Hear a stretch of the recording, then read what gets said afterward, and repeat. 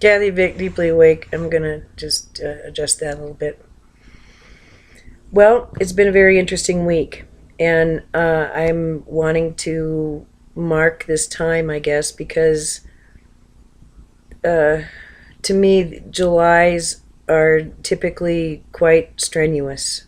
That's the word I use. And I feel a bit of relief in August knowing that there's still work, but that the equinox is getting closer. And the reward of, I don't know, pumpkin spice everything and getting out my sweaters is really close. And that means that there's lots of distractions and lots of external stuff and lots of people believing certain things and lots of group beliefs that come up in the fall and the winter, which I very much enjoy. I like it when the group decides to all agree that for a day they're really going to focus on loving each other. That's Christmas. I love it when the group agreement is for this day, we're just going to stay in a place of thankfulness and gratitude. I like that day. And I'm an old shift worker, so I look at holidays as they're just group agreements. Isn't that nice? Everyone agrees that it's a 4-day work week. Okay. All right. Thanks for the memo. Thanks for the advance warning. And how I celebrate it and what it represents to me is I think every single person has an individual interpretation. Isn't that the idea? But we all agree. So it's curious and fun. So that's coming up. It's getting closer and closer. Yay. And in the meantime, there's work to be done. So I did a very beautiful video yesterday, and I did not publish it. There just didn't happen to be enough time. And as is my wont, I videotape, then I listen immediately, and if it feels good, and I feel I haven't crossed any lines, and it's something I can live with, then it's published, and that's that. It's not edited or anything like that, and it's out there. So to publish a piece takes anywhere from an hour to 3 hours, depends. And when I was writing, a chat would be about an hour, and a regular essay went anywhere from 2 to 3. And I'd check it, for obvious typos, but oftentimes not very well. And then I publish it. So it's a spontaneous act of creation.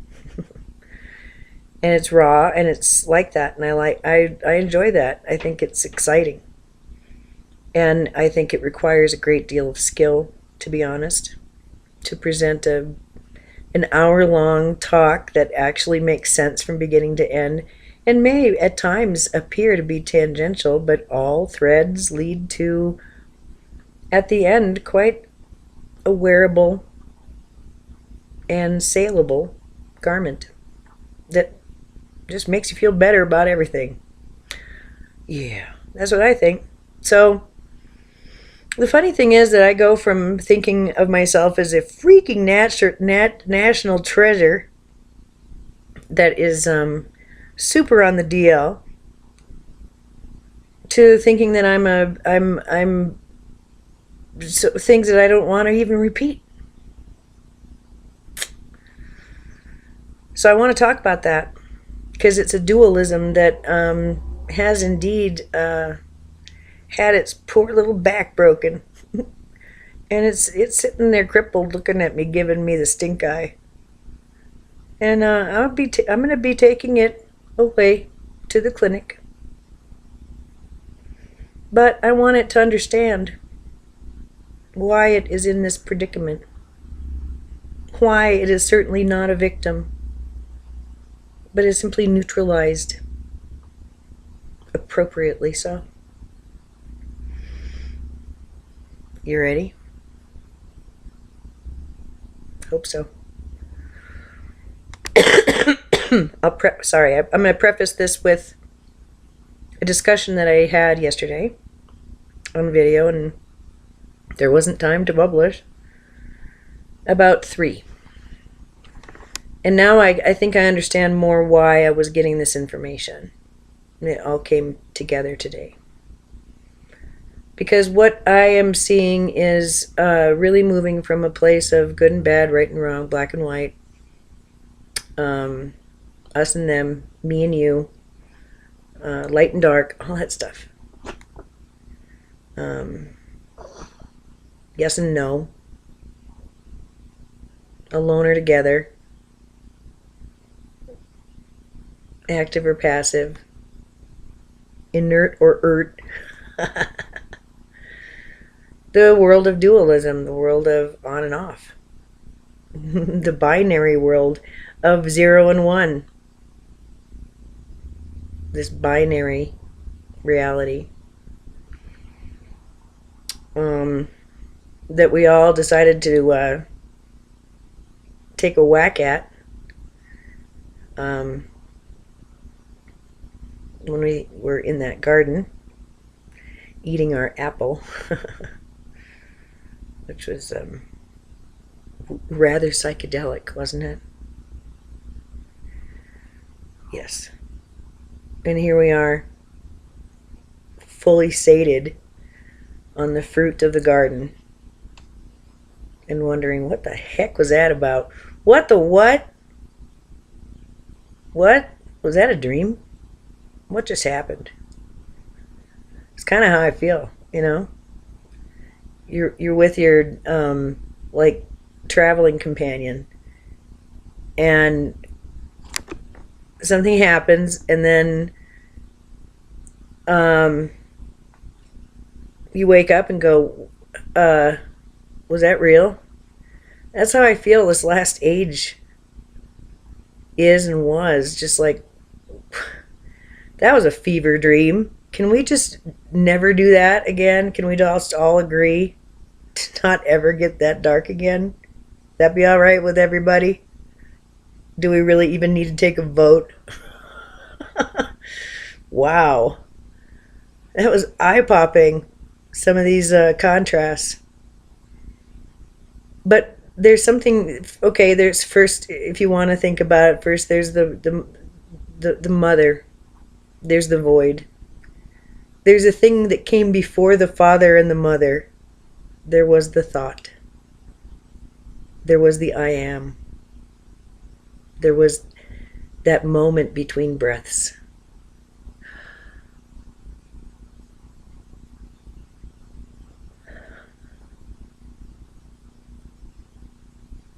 But breath is taking in and releasing. And with that is the cycle of life, of birth and death, of clean and dirty, of healthy and unhealthy,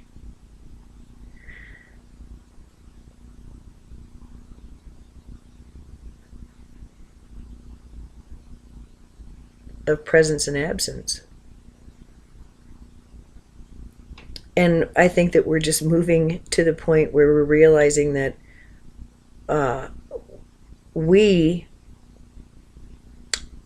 this awareness is aware of the breathing and of the breath and of the elements. But this bigger thing that seems to be observing the whole thing and commenting on it,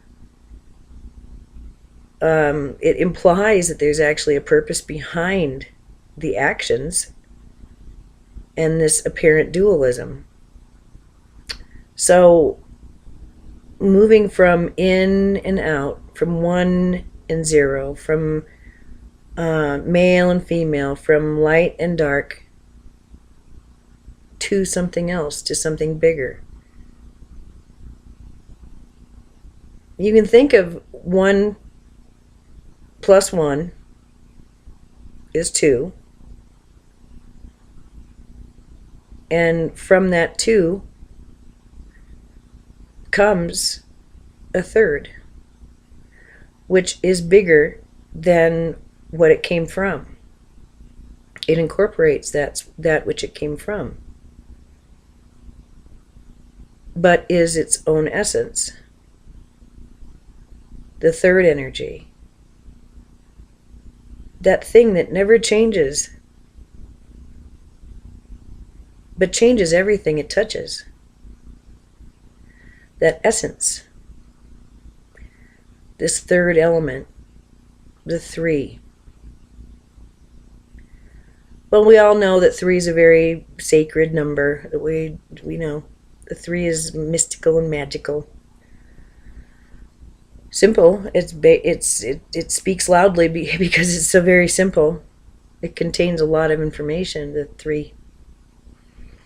Why would I be, focused on three and dualism and rising, not above, but containing the two and being, containing within a container what it came from. Excuse me, that's the image I keep getting. And then I moved to think about the eclipse that's coming up, the 8/11/11, because I see this as an 11 year. And 11, of course, is the I don't know, the code for 11 is illumination. And 11/11, well, that's illumination within and without. And the eclipse, I understand, is on 8/11/11.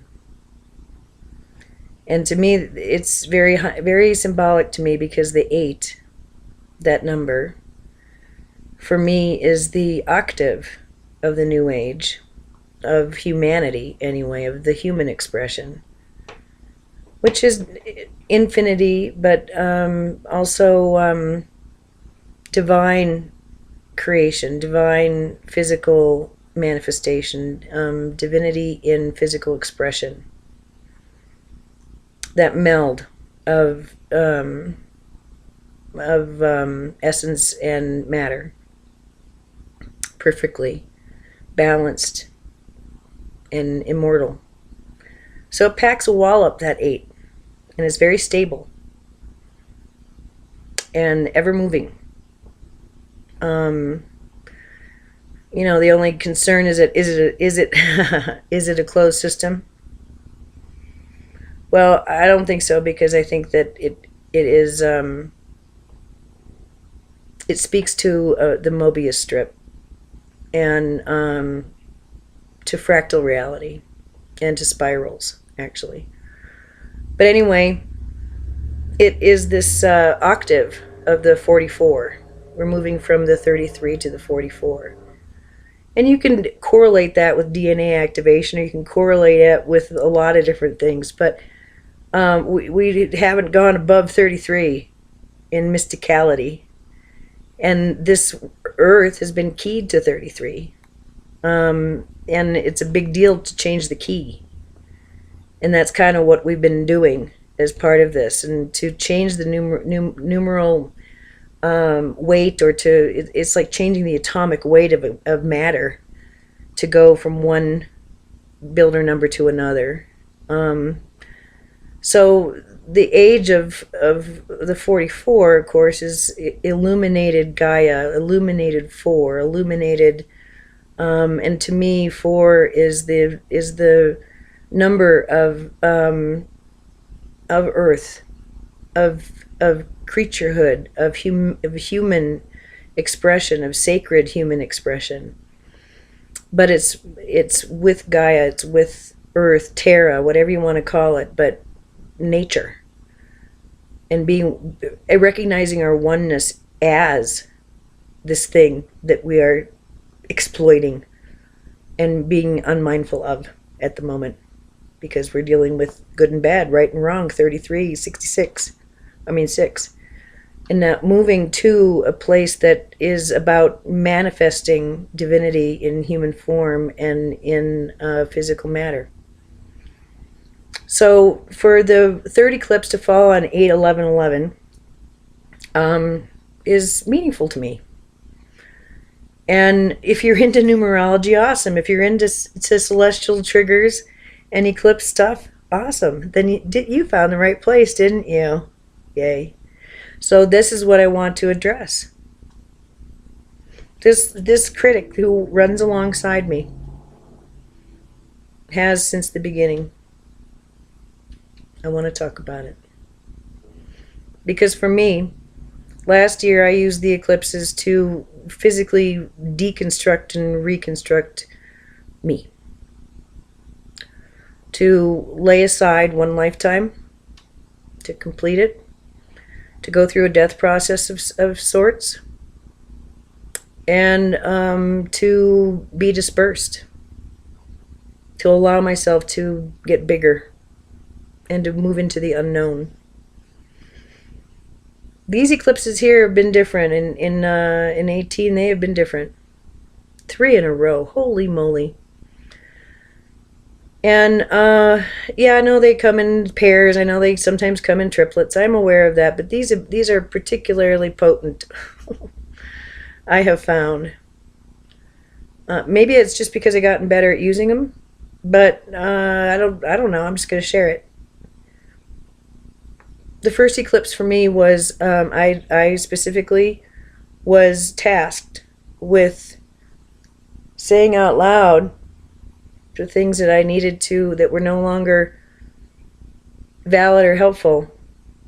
The things that kept me stuck, that never seemed to resolve, that would always come back up and just make me feel like shit. And just, bent up and gross and just like, really, this again? Are you kidding me?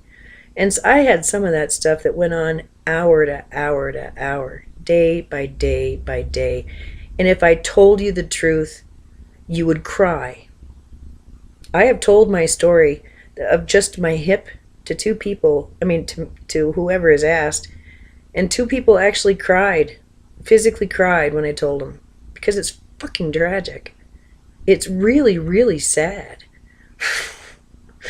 And then I think about my life, and if I told you, you'd be shocked that I'm sitting here and smiling and talking about spirit and stuff. How the hell how did you pull that off, girl? That's what you'd be asking, if I was truly honest with you. But I'm not, because it is not helpful to talk about to anyone but me and selected counselors who assist in putting Humpty Dumpty back together. Because it's important for me to, it's always been the edict to love, to make sure everybody feels good, to not hurt anybody. It's just been like the most important thing. And the thing is that I have received in my life a tremendous amount of, oh my God, criticism and of just shutting my shit down.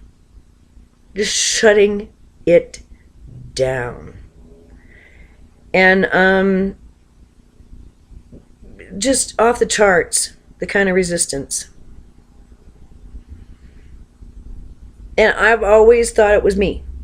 That I've got to be somehow just really off the charts weird, or off the charts bad, or off the charts something to get this kind of response from, whew, my God. So it was all about self-improvement, self-improvement, self-improvement. Holding the light, loving.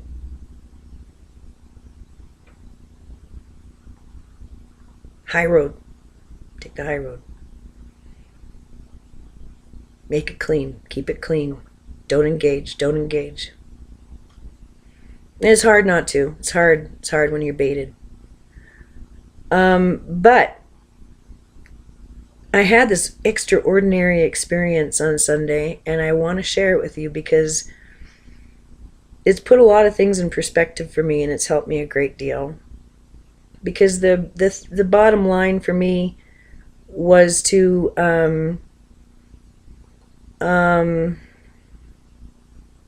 deactivate all the landmines and to sort of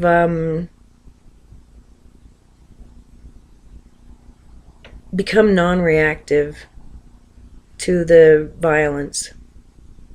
to rise above it and walk through it, and to quiet it as I go.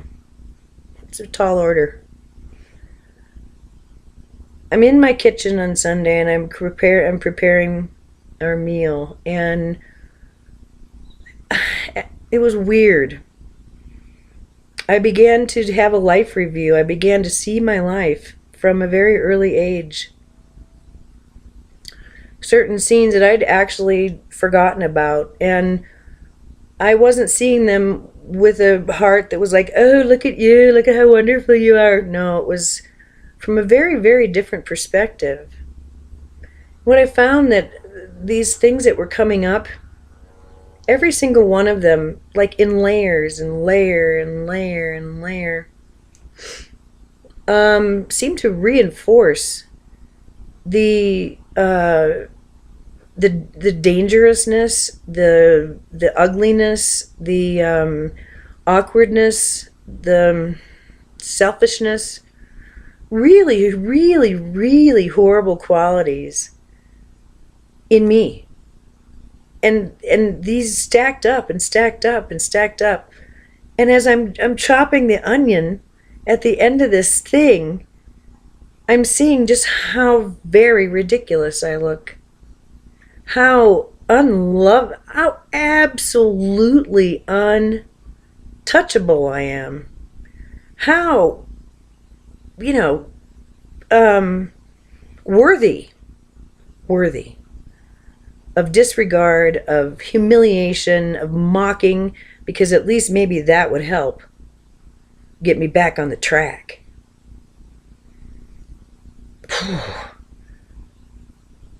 And I've thought about that, and I realized that I was given a great gift, and I said out loud today, thank you for it. Because that experience showed me in a way that I couldn't have learned any other way. How it is that someone may have a perception of me that I cannot crack. I can't affect.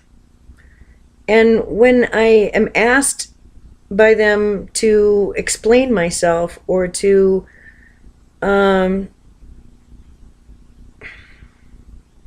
help them understand, it's one more layer. And it's further evidence that they're correct and true in their perception, in their original hypothesis. Wow. And I didn't feel any hate because I was the one who did it. I was experiencing it, so I'm not going to be hating myself for having that experience. What I realized was that everyone is going to have their own perception of me, of everyone they have in their lives. And if I cannot get through that, whatever it seems to me to be, hatred or, but I don't know, being seen as insignificant or worthy of abuse or whatever. Now I understand why it is that that's impossible to change sometimes. And why it seems so foreign, why I don't even understand it. And why I don't even know how to say I'm sorry. I don't even know what to ask forgiveness for. Oh, now I understand. And it sort of released me from this dance of being hated, of being held in contempt, of being held in suspicion, of being distrusted and a target of mockery and of just sort of a dumpster for somebody who is seen as an utter and complete failure and who can never, ever, ever be redeemed. I lived with that. I live with that. Now I understand it. So I don't personalize it. not necessary. I kind of did. And I understand that I have those kind of layers and layers and layers and layers and layers about my own deals. And there's some stuff I freaking don't understand. It's not compatible with my knowledge base or whatever. It's been my deal to make sure that my knowledge base is as big as possible. I feel like ascension is about bringing everything home, of loving everything back home, of dropping shame, of dropping the belief of badness or goodness, of dropping attachment. I asked, my teachers a long time ago, well, what does that mean, attachment? What are you talking about, attachment? Is that, like to stuff or to people or what? And they explained, no, it's about identity. Whatever's most important to you, basically. Excuse me. If it's most important to you that you are a healthy, trim person, beautiful or young or whatever, well then, that's an attachment. There's the opposite. And you're resisting it because you hold that to the higher standard. If you're not letting something in, well, that's a lot like having a pack of dogs in your basement that you forget to feed. Sooner or later, they're going to come barreling up the stairs and present themselves. That's what I think. So whatever you can't accept about them or about you, expect to come face to face with. That's what I've found. So I had that experience of like, okay, now I understand if somebody doesn't get me, or if they think that I'm of the devil. Alrighty, I understand now. And I understand their hate. I understand their fear. Okay. I don't owe anybody an explanation, certainly not somebody who is in that vibration. And now I see how ridiculous it is to expect positive change. The only thing that fixes that is love, is accepting the person who's laying that down and loving him anyway. It's the only thing that helps.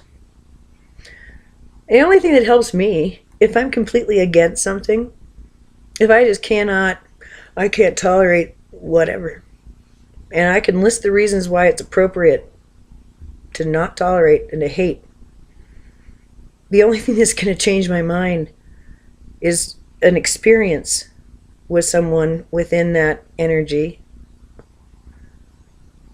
showing me that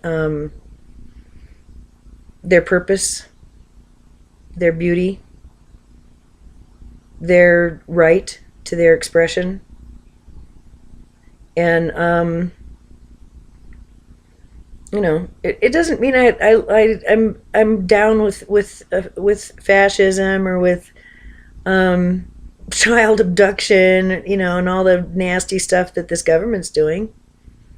I find it deeply, deeply inhumane and therefore very offensive and grossly ignorant and really damaging to them and to those that they touch, to those who resonate with that kind of energy.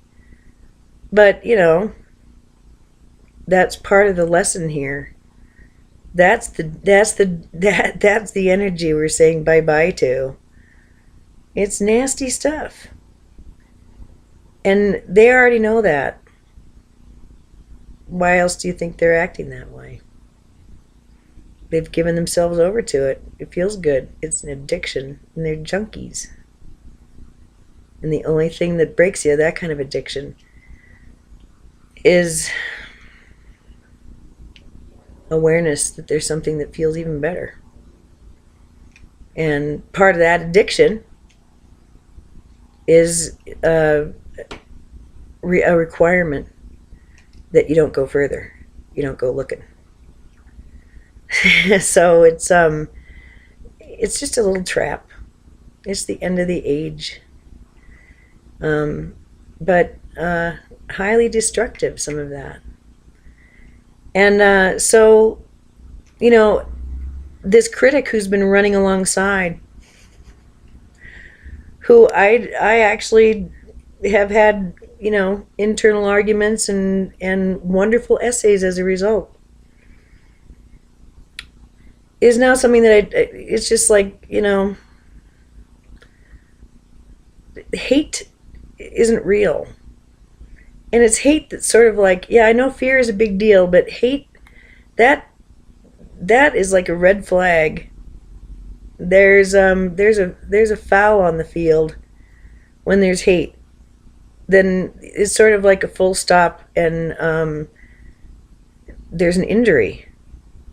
It's such a misunderstanding, hatred, and it's so exhausting, and it's so dumb. So I just, you know, that's something that I just don't. And I don't even, I've weeded it out of my vocabulary. I just don't, I very rarely will say I hate something, because it's not true, A, and B, it's way too strong a medicine. And to actually be in a place of feeling hate, or like strong, like resistance and well, I do have that toward a few things, but I'm beginning to realize that there's a reason for that. So I want to tell you about a little drive I took. I'll try and make it brief because I want to finish up with a physical thing that's going on. So some of this has to do with identity and being okay with where you're at and loving yourself anyway. And so part of that for me is being okay with my story, and having it be whole. And it's been really hard for me to sort of be conscious of all that I am and do and have done. I mean, I stand as a representative of what, like 4 decades at the bedside, but I've also written, you know, 20 huge volumes of work, and published them. I'm a single mom. I've been through hell with my relationships. I've been through poverty, and I've been through a lot of things. And I'm still standing and doing all my weird stuff and trying to not freak people out. And I've had all these light shows, and I talked to, you know, beings that I consider quite angelic and beautiful, and who actually tend to help me in my life. And I have interesting interests and stuff, and I think about all of this, put it all together. Well, that's a big ball of awesomeness, isn't it? It is. When would be a good time to own that, do you think? How do I go about doing it without putting people off with my awesomeness? How do I do this without scaring people? Well, I used to do it by hobbling myself. I used to do it by believing my critics and actually taking their hatred as a roadmap of what I should and shouldn't do, and wound up living a life that was very helpful and gave me what I needed while I was marking time. But I knew all the time that I was living 2 lives in one. There was something else coming, and I just had to be patient. And then 2011, 2012 came along, and well, where have you been? This new energy started to express itself. And I'm changing houses while keeping the foundation, reinforcing that foundation. And the house metaphor has come through a lot throughout this process. It's really a very beautiful one. The car ride I took, I was going to work. I'm an old nurse. And before that, I mean, you only have to listen to me for a little bit to know that I'm whip smart, crazy smart, scary smart, and able to really crush any study that I choose. And I'm quite autistic, so I've chosen certain things that I've exhausted, certain sciences and studies and things like that. But you can't ever really exhaust a study. But I love to study. I love to learn. And for me, I would have been at peace had I been. Oh, it makes you want to cry. Just ugh, that I didn't get to do it. I would have had a happy life had I been able to stay in a university.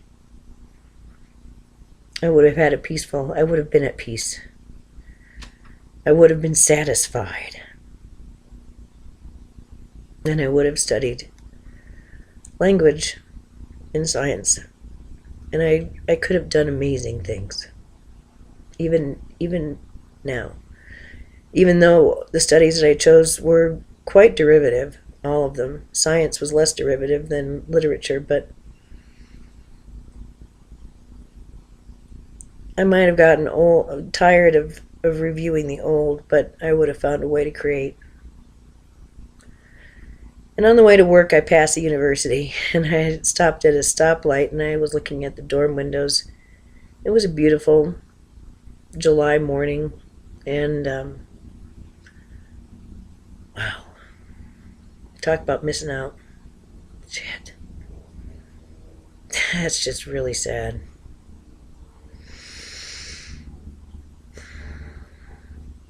Unfinished business for one, please. I fully intend to have a vacation life next time. Before I do my scientific work, I want to be a quantum embryologist. I want to study embryology at the DNA level, but there has to be a plasma lens for that. I'd like base 12 math, so I'm looking into the future, and it's not right now. And it'll be in Africa, but it won't be for a while. I have time, and I will have a vacation life next in a university. Safe. But see, this lifetime for me was not about being a monk. And the emotion that you see, that is from the cloistered lifetimes. I have lived so many lifetimes as nuns and as priests and as yogis away. And that has always been in my life, always, from the beginning. I sought out the Catholic Church, and I was going to convert because they had a nunnery.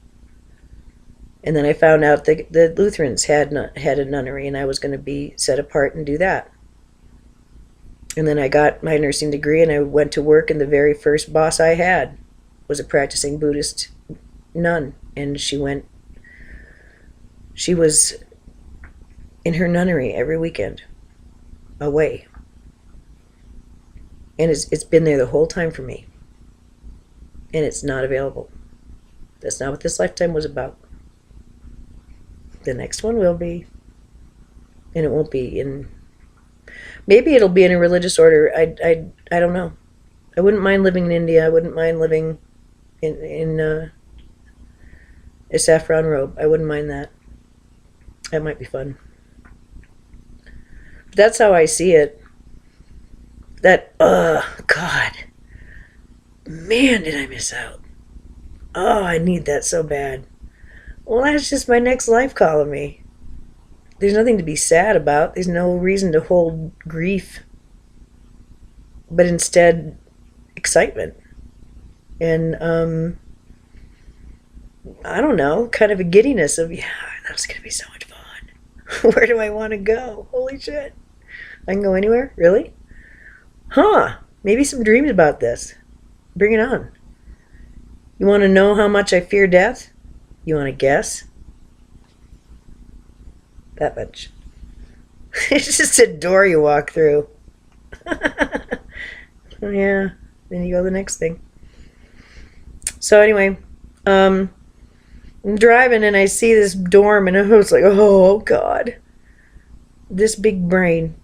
And I look down and I'm in my car, pointed to a factory in which I will do piecework very happily all day long. And I'm so happy. And it's not, I love it. So I'm driving along, having these, currents run through me. And then they come in and start talking. And they explain, isn't it wonderful that you have this time of finishing school? We wanted you to have some finishing school. And they're working with me very, very much. It's very gentle and very much fun, and it's a very deep level of sort of reprogramming. When you're doing piecework, you're working with people at a level that I worked with them the last time at this level when I was a child. And we were doing something individually for the group. It's play. And I'm watching my behavior. I'm watching their behavior. I'm feeling all of it. And I'm allowing myself to have different responses than I did when I was a child last time. It's like everything slows down. And I can feel and I'm aware of the stories that I told myself as a child about this person, this behavior, that, and it's all being reprogrammed. Isn't that neat? And so for me, it used to be, oh, well, I'm going to have to guard myself from the blows because I'm going to have people around me telling me that I'm a dipshit for not going back to nursing, not making a crap ton of money, blah, blah, blah, blah, blah, blah, blah, blah, blah, blah, blah. You think I didn't do that? What are you doing, girl? You rise like cream in any industry you choose. Why is it that you're slumming it? What is this about? Why are you slacking? You're worth nothing because you're slacking. All that stuff. That critic running alongside. My Pluto retrograde conjunct the North Node in my natal chart in the first house. You think any of these people were doing anything but just mouthing their assigned roles? I don't hold any negative feeling for anybody who is, at a very high level in my face being hateful. It's like, wow, I adore your commitment. I don't know what to do with it, but now I'm beginning to understand perhaps why the commitment is as strong as it is. But it's just a myth. You're telling yourself nasty lies about me, and you're considering them real. And I love you anyway. I love you. La la la la la. What's a cake? So that's how I'm feeling anymore. I think that's a great way to feel. And so finishing school, well, how long do you think finishing school lasts? It's a lot like, when do you consider yourself healed? It's that fine day when you just sort of go, huh, oh, all those problems that used to be like my daily obstacle course, I don't have any obstacles anymore. Well, will you look at that?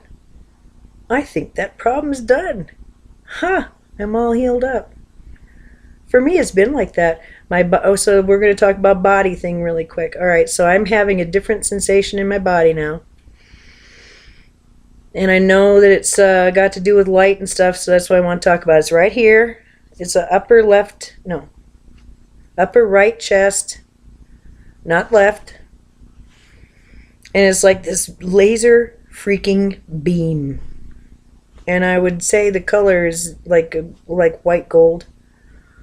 And it is so intense. The heat, it's like it's very localized. And then I have a flush. And I oftentimes will sweat. And it's the same flush that I have gotten from the beginning of my activations, where I know it's the love of God. But it's over here. And it's like really like, it gets my attention and it becomes like a focal point. And it doesn't change when I breathe. It just is right there. It's not coronary. It's not a disease. But wow, is it real? Whew. And it is now, I know that it's spiritual, so I pay attention and I enjoy it and I ease into it and I feel so loved. And like I'm getting a gift. It's really a good feeling. But I've been curious about whether other people are feeling that, and the heat. I'm not drinking. I'm very resistive to drinking, although I know I'm losing a lot of water with just sweating. Whew. The need for water has gone up, and my resistance for water has gone up. And I really, that's like, it's weird. So I just keep working with that. I have like right at the little notch that goes from your neck to your back, that little notch, that right in that area has been hurting consistently. And head, I've been getting like these dull waves of pain that just go through my head. So, and I've seen those over the weeks, and I really my activity is, I've known a lot of joint achingness, and I know that joint pain is entirely common with big hits of light. So, and a lot of these symptoms are symptomatic of light bumps. And anymore, we're not getting big poofs and then rest period, poof, and then rest period. Anymore, it's just constant. And you got to punk out and then get back in it, kind of, while remaining sort of at a vibration that allows that communication all the time. So, I guess to close, the 3 eclipses for me, the first one was about breaking down the things that were just like bricks. I couldn't move them. And I think having that experience in the kitchen with really understanding why someone might have a very fixed feeling about me or belief about me or response to me that I just can't understand. Now I kind of understand why. And that's, I think, a gift that I got. The second eclipse on the 29th, holy cannoli. It was very powerful, but for me it felt very, very restorative. I felt like I was given back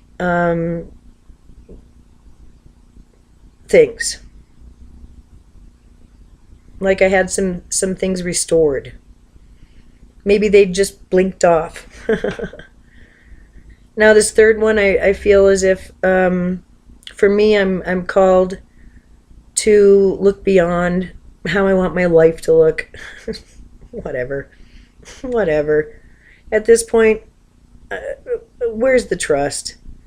If I'm freaking having to micromanage things, where's my trust?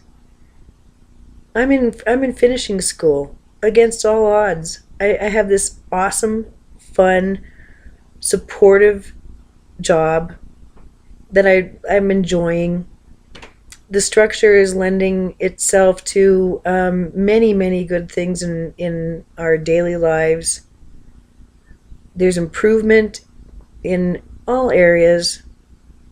When does the trust just kind of go on automatic pilot, and that's the relaxation of just breathing, owning it, owning it, owning it.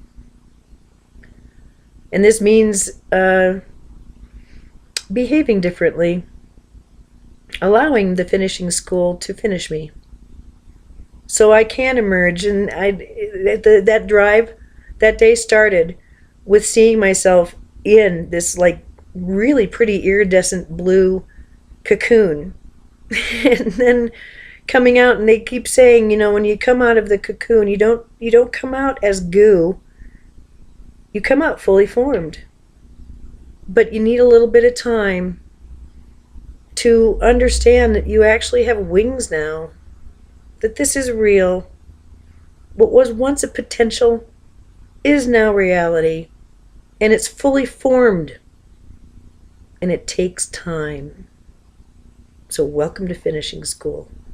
And then I drove past the college, and then I realized the big brain, that's a gift.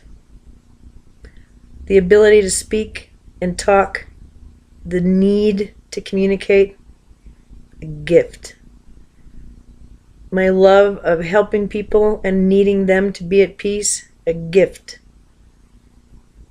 For that to now be brought home and applied to myself, loving those who do not love me, but perhaps at a distance now. Well, there you go. It's like I don't really need distance from anybody. I don't have an argument with anybody. Anything that's an argument can be figured out. There is no emergency. My hair is no longer on fire. And most of this is just about allowing me to be something other than I once was.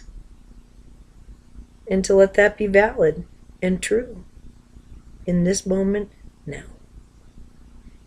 Without having to explain to anyone, especially the critic. It's what's the point?